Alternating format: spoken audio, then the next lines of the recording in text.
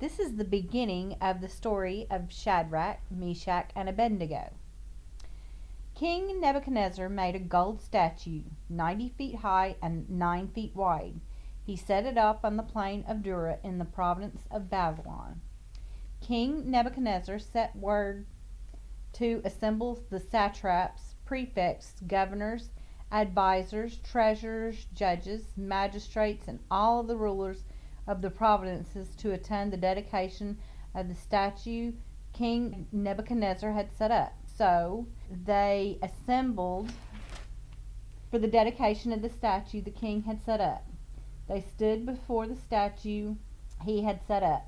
A herald loudly proclaimed, "People of every nation and language, you are commanded, when you hear the sound of the horn, flute, zither, lyre, harp, drum, and every kind of music, you are to fall down and worship the statue of King Nebuchadnezzar that has been set up. But whoever does not fall down and worship will immediately be thrown into the furnace of blazing fire." Therefore, when the people heard the music of all kinds of instruments, people of every nation and language fell down and worshipped the gold statue that King Nebuchadnezzar had set up. Some of the Chaldeans took this occasion to come forward and maliciously accuse the Jews. They said to King Nebuchadnezzar, "May the king live forever. You, as king, have issued a decree that everyone who hears the sound of the horn, flute, zither, lyre, harp, drum, and every kind of music must fall down and worship the gold statue. Whoever does not fall down and worship will be thrown into a furnace of blazing fire.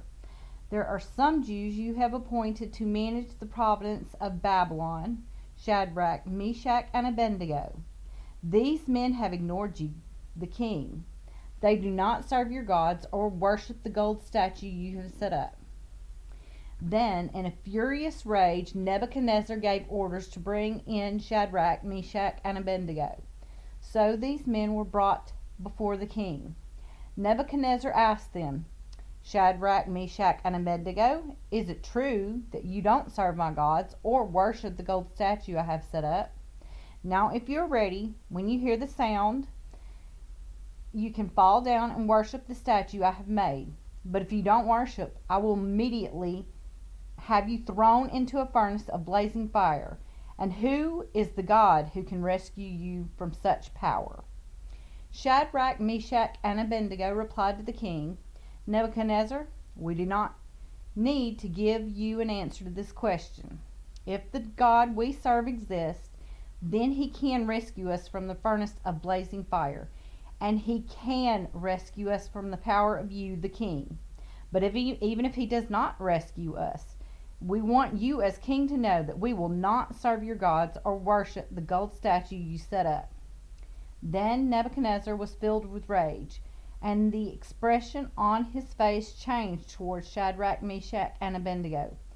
He gave orders to heat the furnace 7 times more than was customary, and he commanded some of the strongest soldiers in his army to tie up Shadrach, Meshach, and Abednego and throw them into the furnace of blazing fire.